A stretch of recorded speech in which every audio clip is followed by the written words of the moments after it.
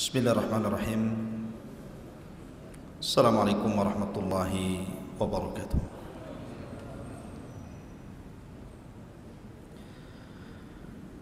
Alhamdulillah, salatu wassalamu ala rasulillah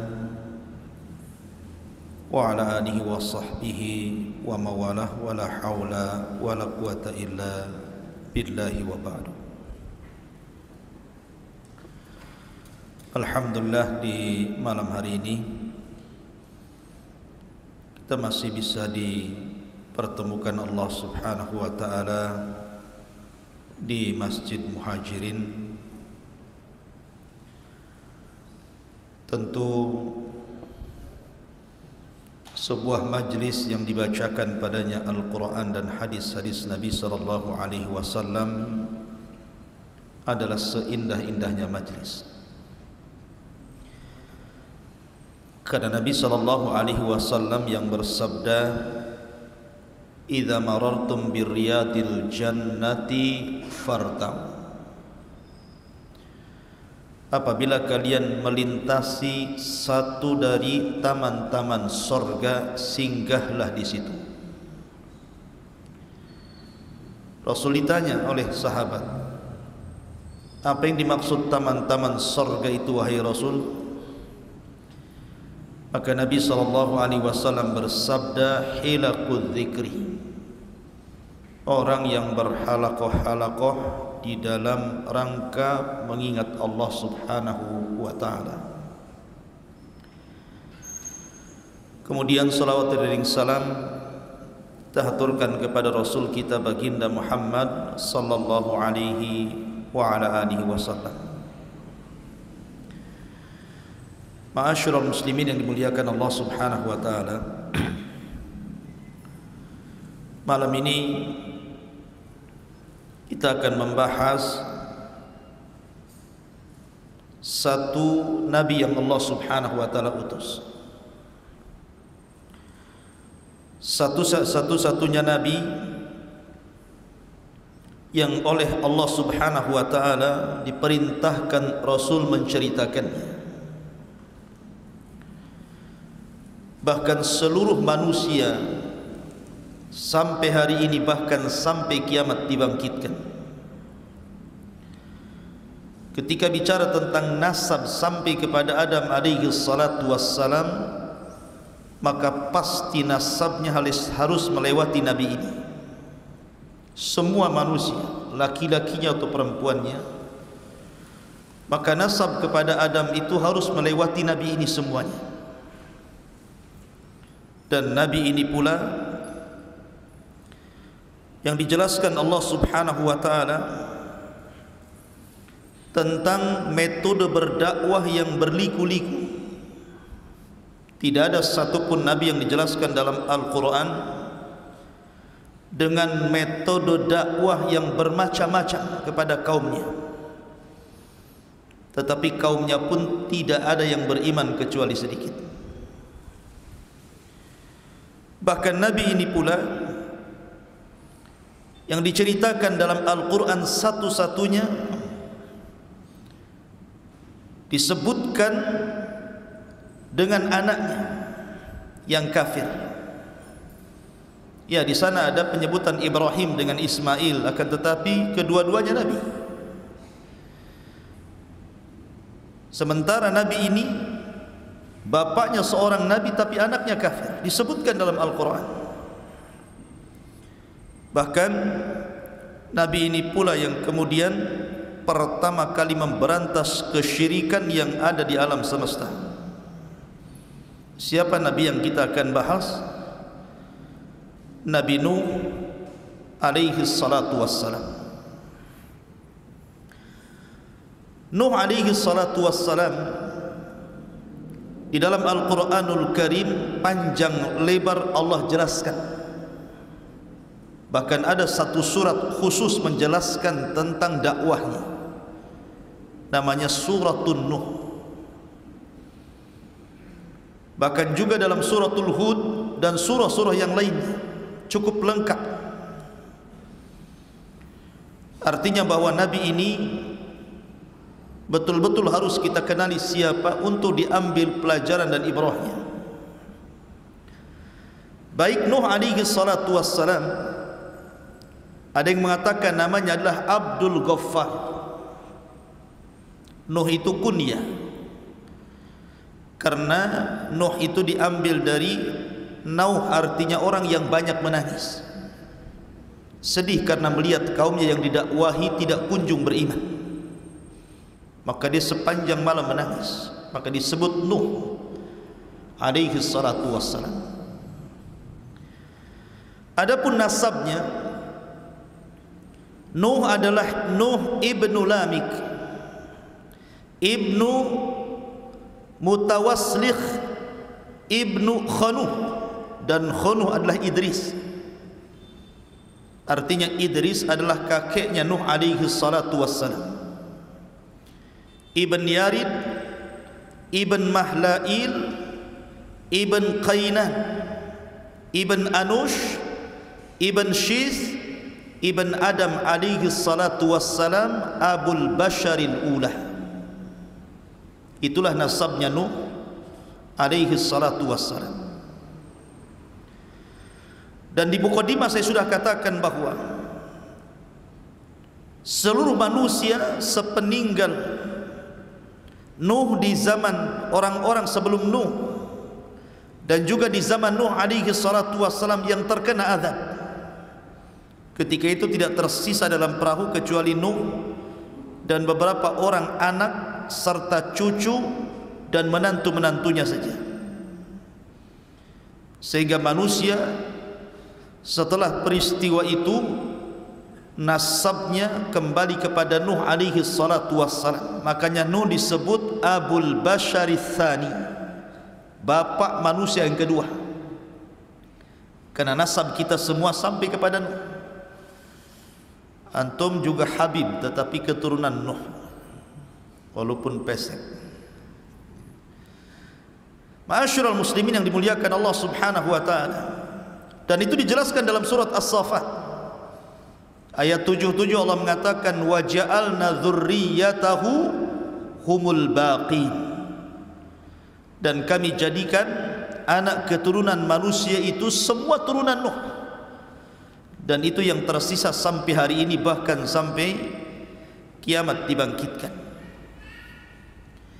Ada yang mengatakan Nuh alaihi salatu wassalam lahir dari wafatnya Adam alaihi salatu wassalam itu 146 tahun dari wafatnya Adam. Ada yang mengatakan 126 tahun. Ada yang mengatakan 126, ada yang mengatakan 146 tahun dari wafatnya Adam. Akan tapi berdasarkan hadis yang sahih, sebagaimana disebutkan di dalam Sahih Bukhari dari Abdullah bin Abbas radhiyallahu anhuma, kana baina Adam wa Nuh asyrata qurunin kulluhum alal Islam. Jarak antara Adam dan Nuh itu 10 abad.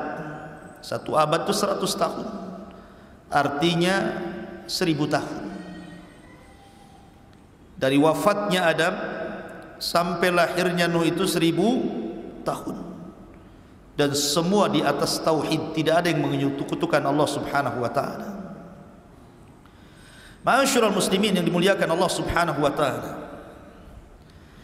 Dan sepakat para ulama berdasarkan hadis yang sahih tentang hadis syafaat bahwa Nuh adalah awwalur rusul, rasul yang pertama. Karena Adam adalah nabi, Syith nabi, Idris nabi, tetapi Nuh adalah rasul pertama. Kenapa? Karena Allah Subhanahu wa taala menyebutkan dalam surat Nuh, Allah mengatakan an anzir qaumaka, agar engkau memberikan peringatan kepada kaum wahai Nuh. Dan nadharah, peringatan itu karena ada sebuah penentangan terhadap Allah dan Rasulnya yang sangat besar. Makanya ketika Allah Subhanahu wa taala berfirman kepada Rasul, "Inna arsalnaka basyiran wa mubasysyiran wa nadhira." Sesungguhnya kami mengutus Anda wahai Muhammad basyirah, sebagai kabar gembira, wa mubasysyiran, dan menghabar gembirakan kepada orang lain, wa nadhira, dan memberikan peringatan. Jadi ada basyir, ada nadhir. Kalau Adam alaihi salatu wassalam mubasyir, Syith mubasyir, Idris mubasyir, tetapi Nuh bukan hanya mubasyir tapi nadhira. An anzir qaumaka, disuruh memberikan peringatan, karena dia adalah Rasul pertama yang memperingati manusia dari kesyirikan. Karena sebelumnya belum ada syirik. Adam diutus kepada anak-anaknya, tidak ada kesyirikan. Kemudian Syith diutus kepada saudara-saudaranya, tidak ada kesyirikan. Begitu juga Idris diutus kepada anak-anak pamannya, kerabat-kerabatnya, dan belum ada kesyirikan.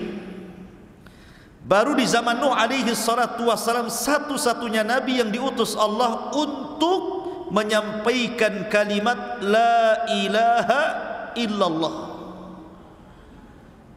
Karena ketika orang berbuat syirik berarti melepaskan kalimat itu. Berarti orang itu harus dikembalikan kepada tauhid dan harus mengucapkan kalimat la ilaha illallah, tidak ada sesembahan yang berhak disembah kecuali Allah. Karena seruan ini hanya berlaku kepada orang-orang yang keluar dari Islam. Dan di zaman Nabi Adam, Nabi Syith atau Idris, tidak ada yang keluar dari tauhid. Ma'asyiral muslimin yang dimuliakan Allah Azza wa Jalla, maka dari sini berdasarkan hadis, fayatuna Nuhan fayaquluna ya Nuh innaka anta awwalar rusul ila ahlil ardi. Maka manusia ketika di padang mahsyar mereka berangkat kepada Nuh untuk meminta syafaat. Kemudian setelah mereka di hadapan Nuh, manusia pun mengatakan, ya Nuh anta awwalur rusul, engkau adalah awal rasul, rasul pertama yang Allah utus ke dunia. Ishfa' lana ila rabbik, berikan syafaat untuk kami kepada Tuhan. Dari sini menunjukkan bahwa Nuh adalah awal rasul. Karena sering saya ulang-ulang tentang kisah keluarga Wad, tentang kisah keluarga Wad. Disebut Wad itu karena manusia cinta kepada Wad itu. Dalam bahasa Arabnya Wad itu artinya cinta, mawaddatan wa rahmah kan itu. Karena orang-orang itu cinta kepada Wad, dan Wad itu masih kaumnya Idris sebelum Nuh alaihi salatu wassalam. Wad ini bukan nabi tetapi orang soleh. Karena di zaman itu ketika Idris meninggal dunia, tidak ada nabi lagi, sehingga hanya ada orang soleh saja yang mengajak manusia kepada kebaikan selama ditinggal para nabi. Rupanya Allah Subhanahu wa taala takdirkan Wad ini meninggal. Kemudian perjuangan Wad ini dilanjutkan oleh putranya yang namanya Suwa. Suwa pun dicintai manusia karena kebaikannya. Kemudian Suwa meninggal dunia, dilanjutkan perjuangan dakwahnya oleh putranya lagi namanya Yaguth. Putranya Wad yang lainnya namanya Yaguth. Kemudian Yaguth meninggal, perjuangan pun dakwah pun dilanjutkan oleh anak Wad yang lainnya namanya Ya'uq, sampai akhirnya ditutup dengan Nasr, masih putra Wad. Ketika Nasr meninggal, Wad tidak punya anak lagi, manusia pun kehilangan. Disinilah syaitan iblis yang memang sejak zaman Adam alaihi salatu wassalam ingin menyesatkan Adam, tapi tidak bisa. Bahasa kitanya karena Adam sudah kapok begitu ya. Ketika di sorga diusir dari sorga karena memakan buah larangan akibat waswas syaitan.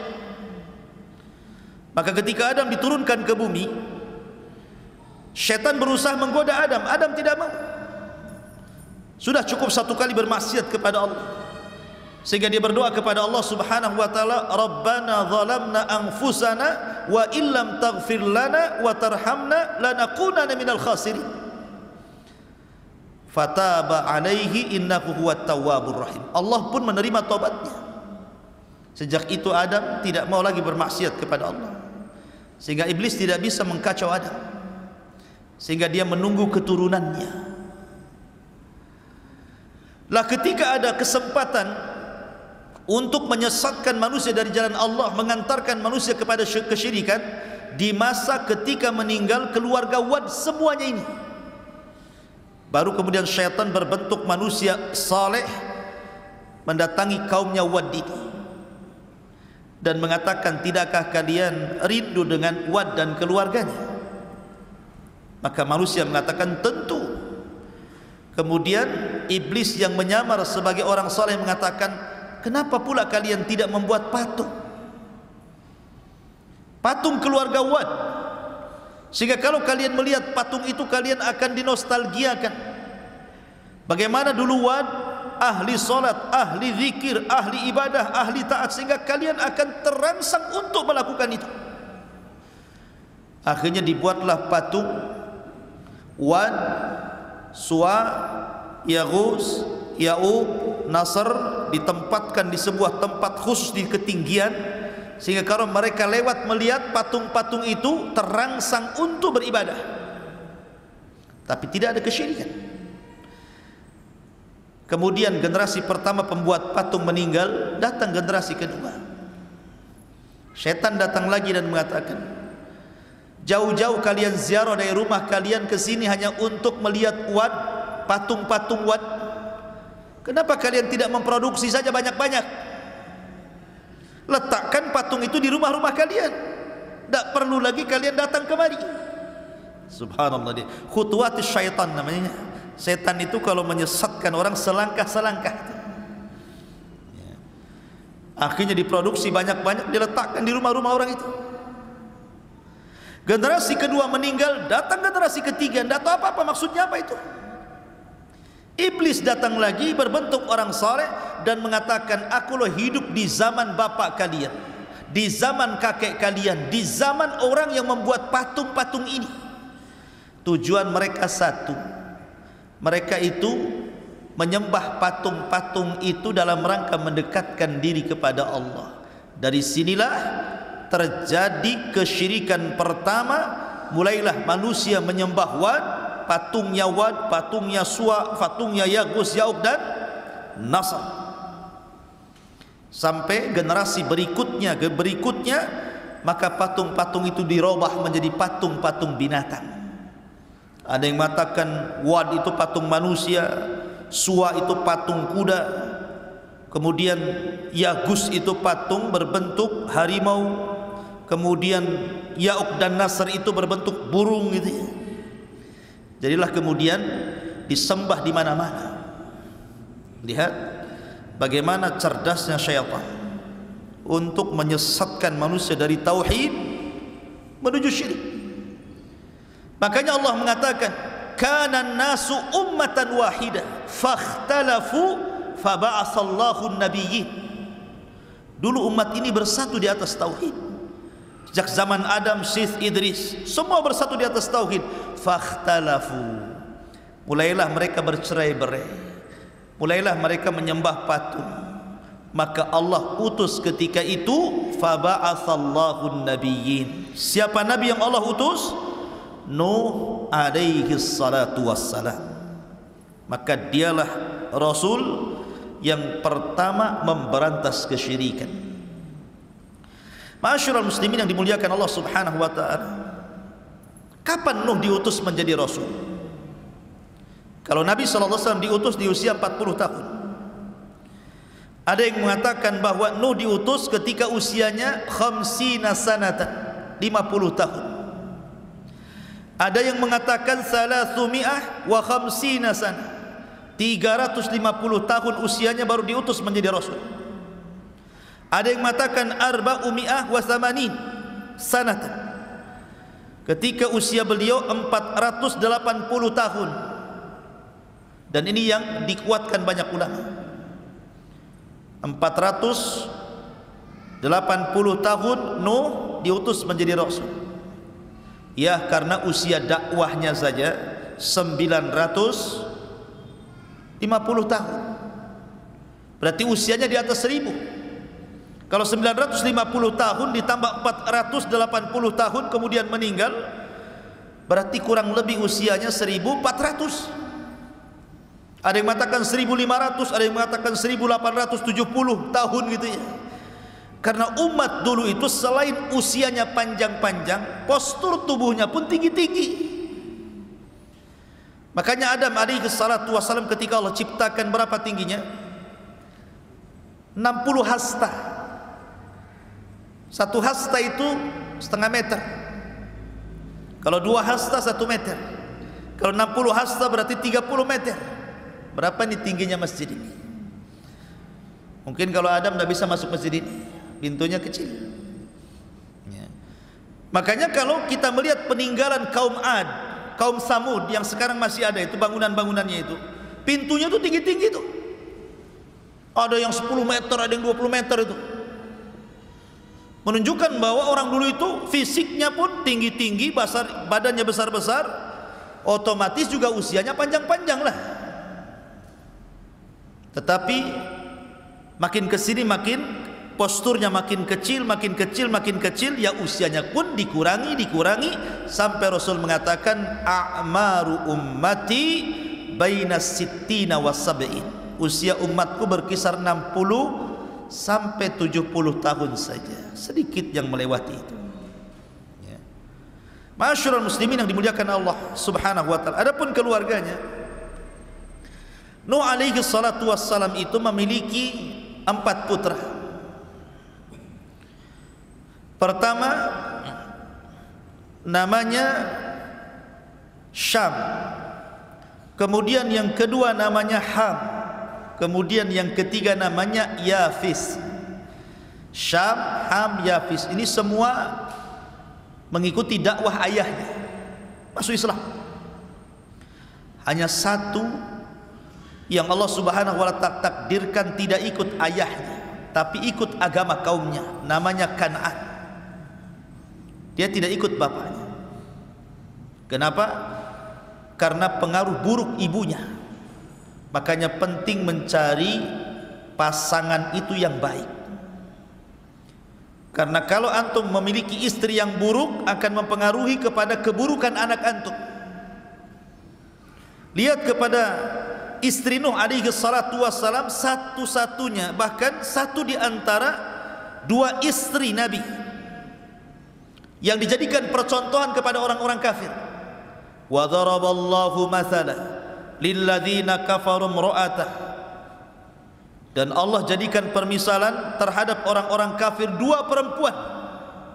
Perempuan siapa? Imra'atu Nuhin wa imra'atu Lut. Imra'atu Nuhin wa imra'atu Lut. Istri daripada Nuh dan istri daripada Lut, dua-duanya kafir, padahal suaminya Nabi. Maka karena keburukan akhlak istrinya Nuh, turun kepada Kan'an, turun kepada anaknya Kan'an, dua-duanya kufur. Subhanallah ya. Nuh diuji dengan istri dan 1 anaknya ini. Padahal Nuh sudah berusaha menyelamatkan anak loh ya. Ketika dia di atas perahu, dia lihat Kan'annya sudah lari-lari ke bukit tinggi-tinggi untuk menyelamatkan dari banjir. Nuh sudah berteriak, ya bunayyar kam ma'ana, anakku naik ke perahu, karena tidak ada yang selamat hari ini. Tapi anaknya mengatakan, sa'awi ilal jabal, enggak, saya akan cari tempat yang paling tinggi. Emang sampai di mana banjir ini katanya. Tetapi Nuh mengatakan, wahai anakku, tidak ada yang selamat hari ini. Pasti air ini akan melewati setinggi manapun gunung yang ada di sini. Subhanallah ikhwan, tidak ada yang selamat satu pun, semua diratakan. Semua dibinasakan kecuali Nuh dan orang yang ada di perahunya. Ma'asyiral muslimin yang dimuliakan Allah Azza wa Jalla. Adapun tentang masalah perahu Nuh alaihi salatu wassalam, Nuh alaihi salatu wassalam dijelaskan.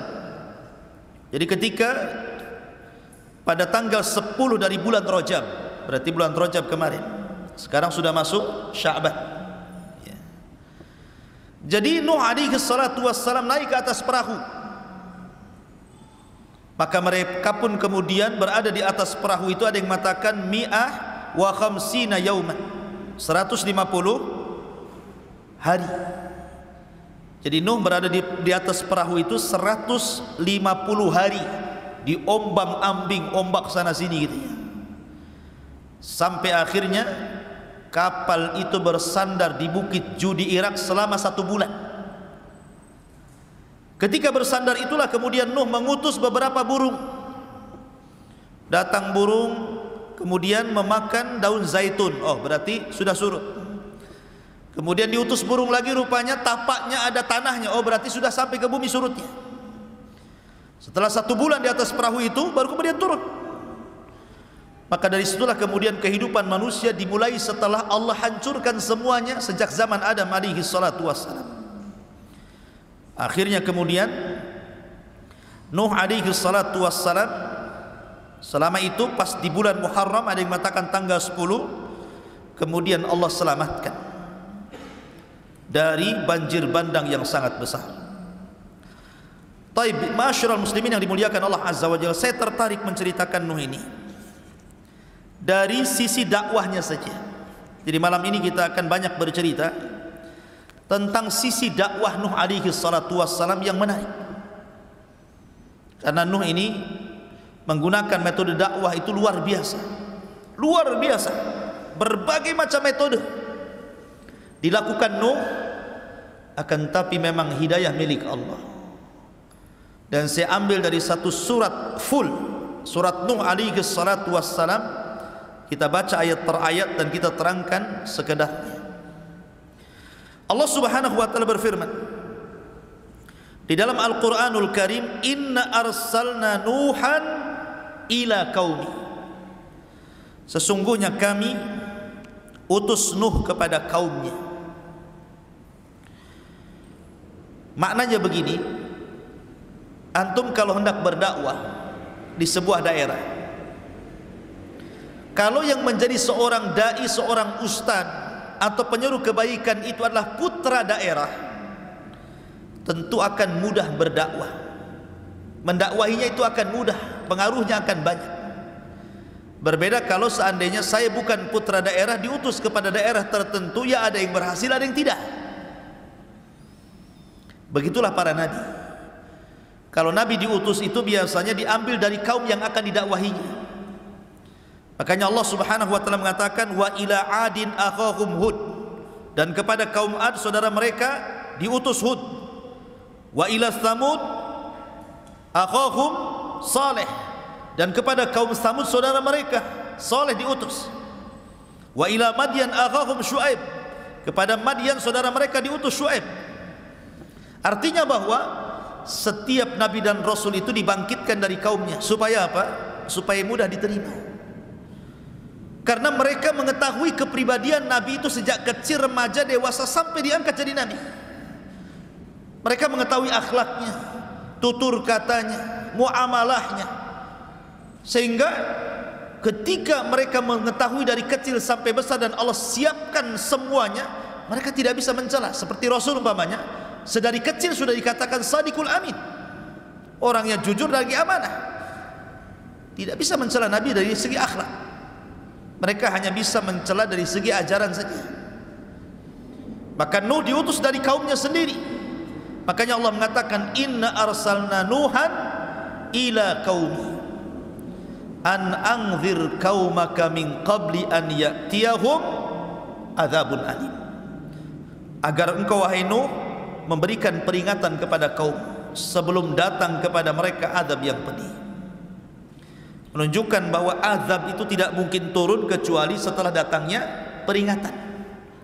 Wa ma kunna mu'adzibina hatta nab'atsa rasulah. Tidak mungkin kami mengadab sebuah kaum kecuali setelah diutus Rasul kepada mereka. Kemudian Nuh mulai berdakwah. Qala ya qaumi inni lakum nadhirum mubin. Wahai kaumku, saya ini diutus kepada kalian sebagai nadhir, peringatan. Peringatan yang jelas. Ani'budullaha wattaquhu wa ati'un. Sembahlah Allah, bertakwalah kepada Allah dan taati perintahku. Maka kalau 3 perkara ini kalian lakukan, maka Allah akan berikan 2 keistimewaan kepada kalian. Kalau kalian mau menyembah Allah, mentauhidkan Allah dan meninggalkan patung-patung Wad, Yaghus, Ya'uq, Suwa dan Nasr itu, kemudian kalian takut kepada Allah dan kalian mentaati semua perintahku, karena tidak mungkin aku perintahkan kecuali dari Allah, maka kalian akan diberikan 2 keistimewaan. Apa itu? Yaghfir lakum min dzunubikum. Pertama, Allah akan ampuni dosa-dosa kalian. Yang kedua, wa yuakhirkum ila ajalin musamma. Allah akan panjangkan umur kalian. Allah akan panjangkan umur kalian. Jadi kalau kalian mau meninggalkan patung-patung itu, mentauhidkan Allah, bertakwa kepada Allah, taat kepada perintahku, ku jamin dosa kalian yang dulu-dulu, kesyirikan kalian itu, Allah akan ampuni. Dan bukan hanya itu saja, wa yuakhirkum ila ajali musamma. Allah akan tambah panjangkan usia kalian, sehingga kalian bisa menikmati isi dunia ini dengan panjang lagi. Inna ajalallah idza ja'ala yu'akhkhar law kuntum ta'lamun. Karena ketentuan Allah itu kalau datang tidak mungkin digeser, kalau kalian tahu. Masyarul muslimin yang dimuliakan Allah Subhanahu wa taala, lah Nuh alaihi salatu wassalam ini, beliau bukan hanya sekadar berdakwah sebagaimana dakwah kita hari ini gitu. Seorang pendai yang berdakwah hari ini yang hanya mungkin mengambil seminggu sekali, atau pagi saja atau malam saja, tidak. Nuh itu semua waktu dipakainya untuk berdakwah. Mau siang, mau malam, tidak peduli. Dan itu diceritakan oleh Nuh sendiri dalam Al-Quran. Qala rabbi inni da'autu qaumi laila wa nahara. Ya Rabb, sesungguhnya aku mendakwai kaumku siang dan malam. Subhanallah, 950 tahun berdakwah kepada kaumnya siang dan malam. Bukan hanya siang saja, malam pun didakwahi. Bukan hanya itu saja, falam yazidhum du'ai illa firara. Tetapi apa yang terjadi? Usaha Nuh, mungkin bahasa kitanya kurang banyak berhasil, karena tidak menambah kepada mereka dari dakwahku, kata Nuh, illa firara, kecuali mereka lari, tidak mau mendengarkan. Seperti apa sikap kaumnya itu? Allah mengatakan, wa inni kullama da'autuhum litaghfira lahum ja'alu asabi'ahum fi adhanihim wastaghshaw thiyabahum wa asarru wastakbaru istikbara. Dan saya setiap kali mendakwahi mereka kaumku, kata Nuh, agar mereka meninggalkan patung-patung itu, kesyirikan mereka, dan meminta ampun kepada Allah Azza wa Jalla. Apa yang terjadi? Kalau bisa semua jari ini, telunjuk ini masuk ke dalam telinganya, lubang telinga. Kalau bisa semua masuk, masukkan semuanya. Ketika Nuh apabila mendakwai kaumnya, kemudian mulai masukkan jarinya ini ke dalam lubang telinganya, mulai dia pakai isyarat. Pakai isyarat, karena kalau ngomong kan nggak didengar. Gimana didengar? Wong ini telinganya sudah ditutup.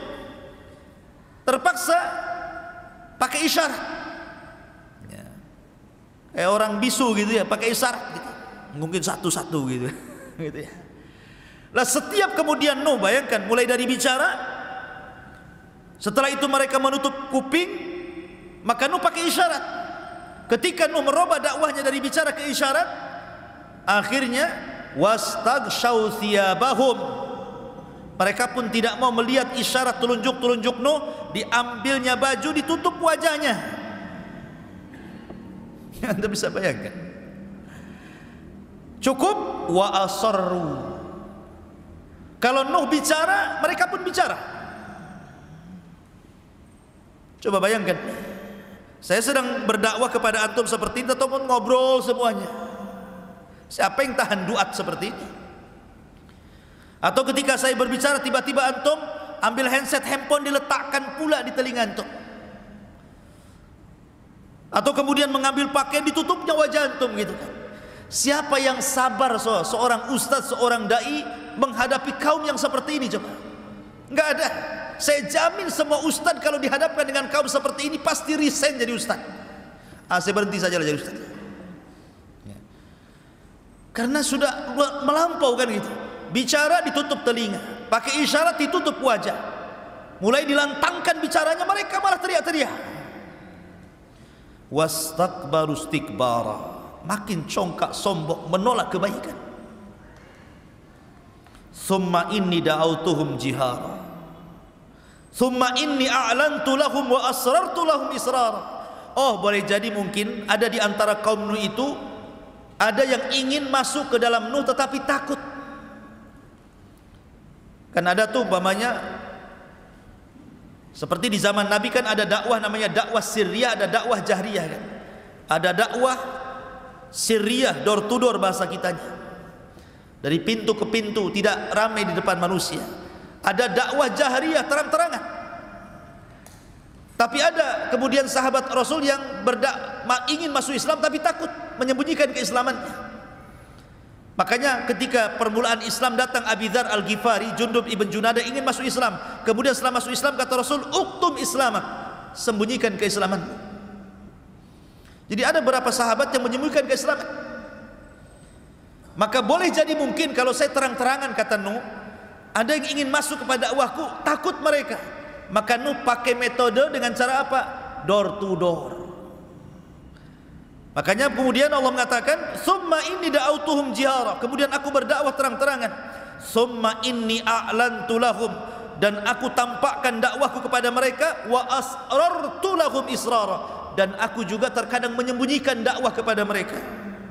Supaya kalau ada yang ikut diriku itu tidak takut dengan yang lain, bolehlah menyembunyikan keislamannya dulu. Sampai seperti itu Nuh itu.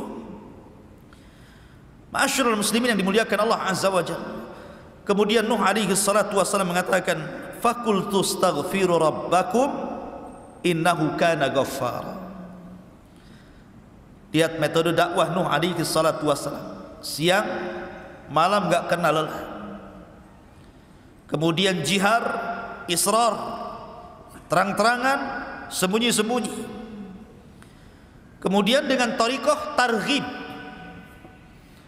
Ini targhib namanya. Targhib itu sama dengan memberikan kabar gembira.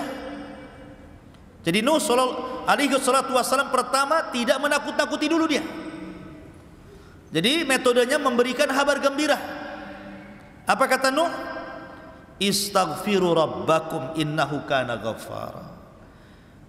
Mintalah ampun kepada Rabb kalian, karena dia adalah zat yang maha pengampun. Tinggalkan patung-patung itu, tinggalkan kesyirikan kalian, kembali kepada tauhid.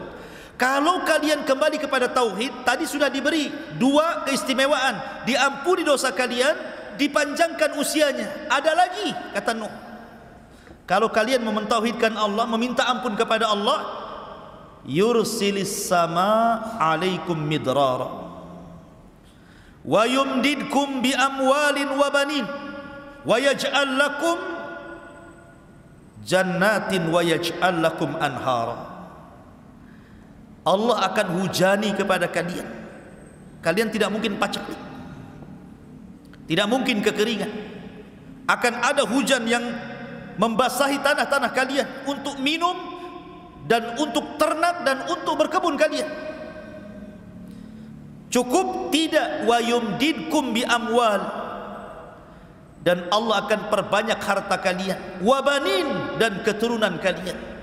Cukup tidak juga, wa yaj'al lakum jannat, kami jadikan kalian jannat, kebun-kebun yang besar, yang rindang, yang kemudian berbuah macam-macam buah gitu ya. Wa yaj'al lakum anhar, sungai-sungai, parit-parit, lautan-lautan semua akan mengalir untuk kalian. Lihat, Nuh menjanjikan kepada mereka banyak perkara tuh. Asal kalian tobat, beriman kepada Allah, mentauhidkan Allah, istighfar kepada Allah, Allah ampun dosa kalian, Allah akan panjangkan usia kalian, Allah berikan hujan kepada kalian, Allah perbanyak harta dan keturunan kalian, Allah suburkan kebun kalian, bahkan Allah akan berikan sungai-sungai dan air-air yang bermanfaat kepada kalian. Cukup gimana ini? Ini janji loh ya. Dikasih kabar gembira. Tetapi apa yang terjadi tetap saja. Rupanya tidak mempan dengan cara diberikan kabar gembira. Sekarang berbalik nih. Karena dengan cara kabar gembira tidak mempan, Nuh mulai menakut-nakuti. Allah mengatakan, malakum la tarjuna lillahi waqara. Malakum la tarjuna lillahi waqara. Kenapa kalian tidak takut kepada Allah Subhanahu wa taala dan tidak mengagungkannya? Kata Sufyan ibn Uyainah rahimahullahu taala, orang yang bermaksiat kepada Allah hakikatnya dia tidak pernah takut kepada Allah dan tidak pernah mengagungkannya. Kemudian Nuh memberikan logika, karena ada orang-orang yang kalau dikasih dalil itu tidak mempan. Pamannya dalil tentang wujudnya Allah, antum bacakan ayatnya, memang dia mengingkari Quran, ngapain dibacakan Quran?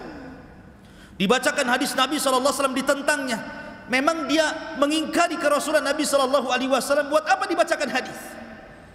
Sehingga terkadang berdakwah itu perlu logika. Maka Nuh menggunakan metode logika lagi dia, dan mengatakan, wa qad khalaqakum atwara. Alam tara kaifa khalaqallahu sab'a samawatin tibaqa wa ja'ala al-qamara fihinna nuran wa ja'ala asy-syamsa siraja wallahu ambatakum minal ardi nabata thumma yu'idukum fiha wa yukhrijukum ikhraja wallahu ja'ala lakumul arda bisata litaskunu minha subulan fijaja. Apa katanya? Malakum la tarjuna lillahi waqara. Kenapa kalian tidak takut kepada Allah? Apakah kalian tidak takut azab? Ya. Tidakkah Allah Subhanahu wa taala telah menciptakan kalian bertingkat-tingkat, mulai daripada segumpal mani, kemudian jadi segumpal darah, kemudian jadi segumpal daging, kemudian jadi janin, ditiupkan ruh keluar ke bumi, masa kecil, masa remaja, dewasa, Allah berikan rizki banyak kepada kalian. Siapa yang membuat engkau seperti itu kalau bukan Allah? Ya. Alam tara kaifa khalaqallahu sab'as samawatin tibaqa. Tidakkah kau lihat langit? Berapa lapis langit ke atas itu? 7 lapis. Tidak mungkin langit itu juga ada. Pasti ada yang menciptakannya. Siapa yang menciptakannya kalau bukan karena Allah? Wa ja'ala al-qamara fihinna nuran wa ja'ala asy-syamsa siraja. Atau kau tidak lihat bulan yang bercahaya? Begitu juga matahari yang terang benderang. Coba kalau seandainya malam ini dibuat sampai kiamat, siapa yang bisa mendatangkan terang? Atau siang dibuat sampai kiamat, siapa yang akan mendatangkan gelap? Sementara sekarang ada siang ada malam, lah siapa yang memutar balikan ada siang ada malam ini? Apa berputar sendiri begitu? Tidak. Makanya kenapa Abi Hanifah, sering saya ceritakan teman-teman, ketika berdebat dengan orang-orang Sumaniyin, para penyembah dahri, orang-orang ateis, orang-orang yang tidak mengakui adanya Tuhan, kemudian mengajak berdebat kepada Abi Hanifah. Kata Abi Hanifah, kalau kita berdua berdebat percuma. Kita berdebat di hadapan orang ketiga, hakim, amir. Oke? Akhirnya kemudian ditentukan waktu debatnya. Pada waktunya seorang ateis ini sudah di hadapan hakim. Abu Hanifah tidak datang-datang. Harusnya pagi sudah ditunggu, sore pula dia baru datang. Pas Abi Hanifah datang, dicelanya Abi Hanifah dan mengatakan, engkau ini imam, seorang ulama, kepercayaan kaum muslimin, tapi engkau tidak amanah. Harusnya kau tepat waktu, kenapa kau terlambat? Kata Abi Hanifah, bukan itu masalahnya. Yang membuat aku terlambat karena aku terhenti di pinggir sungai. Ketika aku melihat ada halilintar membelah pohon, bah, kemudian pohonnya terbelah jadi dua. Yang satu tetap nancap, yang separuhnya kemudian terbang ke air. Yang separuh terbang ke air itu perhatikan saja. Tiba-tiba kemudian pohon yang di air ini terbelah-belah kecil. Kemudian tiba-tiba teranyam. Kemudian tiba-tiba sudah ada besinya saja. Tiba-tiba berbentuk perahu dia. Maka aku pun naik ke dalam perahu itu. Kemudian perahu tiba-tiba jalan sendiri, dan akhirnya akulah sampai kepada sini katanya. Baru sampai aku ke sini. Maka sang ateis mengatakan, kadzabta, dusta kamu. Mana bisa perahu ujug-ujug jadi gitu. Ya harus diserut dulu, kan gitu ya, dirangkai dulu, dipaku dulu, ujug-ujug jadi gitu aja perahu gitu kan. Berarti kata Abi Hanifah, kalau perahu saja tidak mungkin tiba-tiba jadi perahu dari batang kayu, apakah alam semesta ini tiba-tiba ada? Yang kecil saja harus ada yang membuat, masa langit dan bumi nggak ada yang membuat? Bahasanya kan seperti itu, ya kan? Masyarul muslimin yang dimuliakan Allah Azza wa Jalla, wallahu ambatakum minal ardi nabata, dan Allah yang menumbuhkan kalian dari bumi, untuk kalian dari bumi nabat, tumbuh-tumbuhan, sayur-sayuran macam-macam. Tsumma yu'idukum fiha wa yukhrijukum ikhraja. Kemudian Allah kembalikan kalian, maksudnya Allah wafatkan kalian, wa yukhrijukum ikhraja, kemudian Allah keluarkan dan bangkitkan kembali pada hari berbangkit nanti. Wallahu ja'ala lakumul arda bisata, dan Allah telah jadikan bumi ini terhampar sehingga kita bisa berjalan dengan tenang. Ya. Litaskunu fiha, litaskunu minha, agar engkau bisa tinggal di bumi yang datar itu, subulan fijaja, bahkan bisa berjalan ke sana kemari. Ini namanya dalilul akli, namanya dalil akal tentang wujudnya Allah Subhanahu wa taala. Karena mereka menyebutkan Allah. Maknanya begini, Nuh itu mau mengatakan seperti ini sebenarnya. Apakah yang menciptakan langit dan bumi itu Tuhan ini, Wad, Yagus, Ya'uq yang kalian sembah ini, ataukah Allah? Atau yang menumbuhkan tumbuh-tumbuhan ini, patung-patung kalian, ataukah Allah? Nah gitu maksudnya. Jadi diajak secara logika gitu ya. Tetapi memang kaumnya adalah kaum yang degil, ikhwan. Tak juga dapat hidayah, enggak ada dapat hidayah. Sehingga Nuh alaihi salatu wassalam mengatakan, Rabbi innahum asawni wattaba'u ma lam yazidhu maluhu wa waladuhu illa khasara. Qala Nuh, berkata Nuh, ya Rabb, kaumku tidak menerima dakwahku, mereka justru bermaksiat kepadaku, dan mereka justru mengikuti orang yang memiliki harta dan anak yang tidak manfaat untuk mereka. Mereka lebih memilih para pembesar, orang-orang kaya. Kalau mereka yang ngomong didengar, kalau aku yang ngomong tidak didengar. Wa makaru makran kubbar, bahkan bukan hanya itu saja, mereka sudah buat makar ya Rabb. Dan mereka mengatakan, la tadharunna alihatakum, jangan kalian gubris usapan si Nuh itu, jangan kalian tinggalkan patung-patung ini, Wad, Suwa, Yagus, Ya'uq, dan juga Nasr. Wa qalu la tadharunna alihatakum wa la tadharunna waddan wala suwa'an wala yaghutha wa ya'uq wa nasra. Jangan kalian dengarkan ucapan si Nuh itu, tetap kalian harus menyembah patung-patung ini. Jangan kalian tinggalkan Wad, Suwa, Ya'uq, Nasr. Wa qad adallu katsiran wa la tazididz zalimina illa dhilala. Dan sungguh mereka sudah sesat dengan kesesatan yang banyak sekali, dan tidaklah orang-orang zalim itu menambah kecuali kesesatan saja. Maka apa yang terjadi? Mimma khati'atihim ugriku fa udkhilu naran falam yajidu lahum min dunillahi ansara. Karena kesalahan mereka tidak menerima dakwah Rasul, mereka pun ditenggelamkan, dan pada hari kiamat mereka akan dimasukkan ke dalam neraka, dan mereka tidak memiliki penolong di hadapan Allah Azza wa Jalla. Bahkan Nuh alaihi salatu wassalam mendoakan siapapun yang ingkar kepadanya untuk jangan hidup di bumi. Itu doanya Nuh. Apa kata Nuh? Qala Nuhu rabbi la tadar alal ardi minal kafirina dayyara. Nuh berkata, ya Rabb, jangan kau hidupkan satu jiwa orang kafir pun di muka bumi. Oh, yang keduanya, jangan ada yang hidup satu pun. Innaka intadarhum, apa alasannya? Jika kau biarkan mereka hidup atau keturunan mereka hidup, yudillu ibadak wala yalidu illa fajiran kafara, pasti akan menyesatkan hamba-hambamu ya Rabb, dan mereka tidak akan melahirkan kecuali anak yang jahat dan kafir saja. Percuma, matikan semua saja. Maksudnya seperti itu. Makanya kenapa surah Nuh itu dia jatuh setelah surah Al-Waqiah kan? Sa'ala sa'ilun bi'adzabin waqi'. Ya. Sa'ala sa'il, ada orang yang bertanya tentang siapa? Tentang azab yang akan terjadi. Lah yang pertama meminta azab itu siapa? Nuh. Meminta azab. Karena di zaman itu tidak ada yang meminta azab seperti Nuh. Dialah yang pertama meminta azab untuk ditimpakan kepada kaumnya. Adam tidak, Sis tidak, Idris tidak ada. Baru Nuh, sa'ala sa'ilum bi'adzabin waqi'. Dia yang meminta azab itu. Ya Allah, berikan azab kepada mereka. Allahumma inni maglubun fantasir. Inni maglubun fantasir. Aku sudah dikalahkan. Ya. Fantasir, mintalah pertolongan ya Rabb.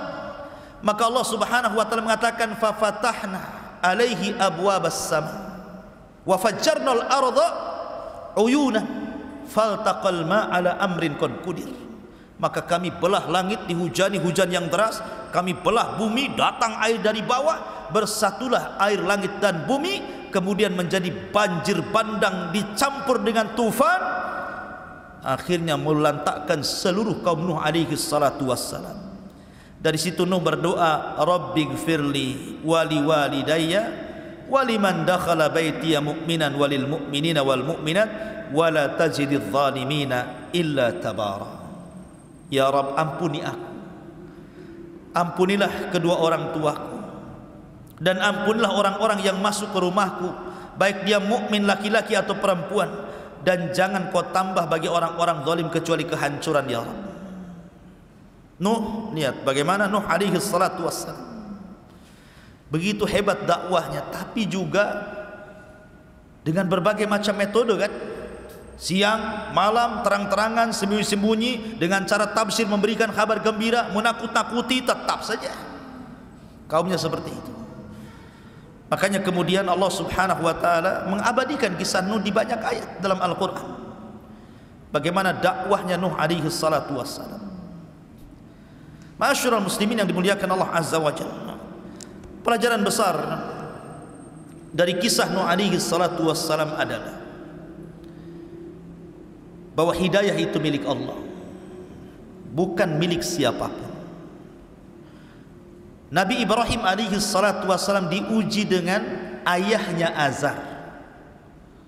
Azar tidak masuk Islam, tidak masuk agama Ibrahim. Padahal Ibrahim itu kurang apa lembutnya dalam berdakwah, bapaknya pun menolak. Ya kan? Nuh dan Lut tidak mampu mendakwai orang yang paling dekat dengan dia, yang satu kamar setiap malam, istri mereka, bahkan anak mereka Kanaan. Kemudian Nabi Yusuf alaihi salatu wassalam tidak bisa mendakwai saudara-saudaranya, bahkan yang mencelakakan Yusuf saudara-saudaranya juga, walaupun kemudian belakangan bertobat kepada Allah Azza wa Jalla.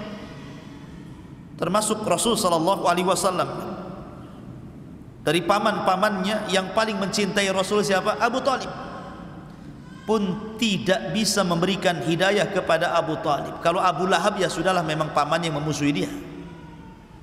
Tapi Abu Talib yang merupakan ayah angkatnya, wa wajadaka yatiman fa'awa, kami dapati engkau Muhammad yatim, kemudian kami berikan perlindungan. Salah satu yang dikirim Allah untuk melindungi Rasul setelah dari pangkuan kakeknya Abdul Muttalib adalah Abu Talib, sampai diangkatnya jadi Nabi dan Rasul, sampai menikah dengan Khadijah.